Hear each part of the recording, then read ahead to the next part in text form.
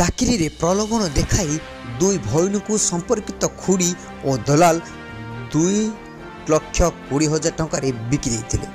यह घटनार अंचल चांचल्य खेलाई जाइछि।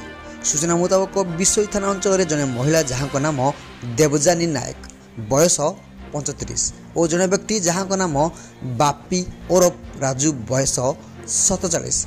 एक दलाल दुहे मिसी दुई झील को राउरकेला चाकरी करादेवे कही गत डिसेम्बर 6 तारिख दिन एक घरोई बस जोगे राउरकेला को नहीं जाइथिले।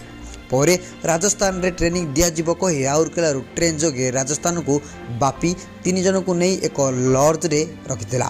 परे झील मानक कहिबा मुताबक सेठारे सेमानकु बिक्री कर देई पळे आसी एबे फेरा रहितिबा जणा पड़छि। तेबे कौन सी उपाय झील बापा को फोन जोगे जणाइथिला कि आमे दी भौणी को बापी और देवजानी एठारे बिक्री कर देछि। झीर फोन पाई बापा विशोई थाना रे एक लिखित अभियोग करथिले।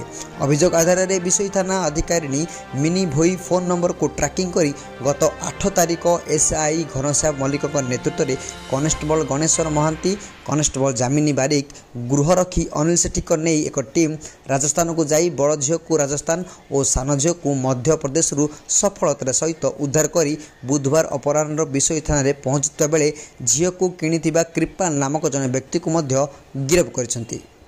गुरुवार विशोई पुलिस समस्त को कोर्ट चालान राजस्थान मध्य प्रदेश भली राज्य में झील संख्या पुओ तुलन में कम थिबा जोगु विभिन्न राज्यर झील मानक लक्ष लक्ष टंकार किणुथिबा कुहଯାଇଛି। दीर्घ वर्षर दलाल माने एही राकेट चलाइथिबा जଣାपड़िछि। तेबे नूतन करी एस सुश्री मयूरभंज जिला आरक्षी अधीक्षक भाव जोग देवा परे गत 3 मासरे जिलार विभिन्न थाना रे पाखापाखि 50 ऊर्ध्व महिला युवती और नाबालिक को उद्धार करिथिबा जଣାपड़िछि।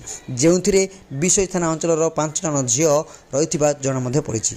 आज निजर झील मानकु पाखरे पाई बापा भावविह्वल होई कांदिबा सहित विशोई पुलिस को बेस भूरी भूरी प्रशंसा मध्य करबाकू देखि मिलथिला।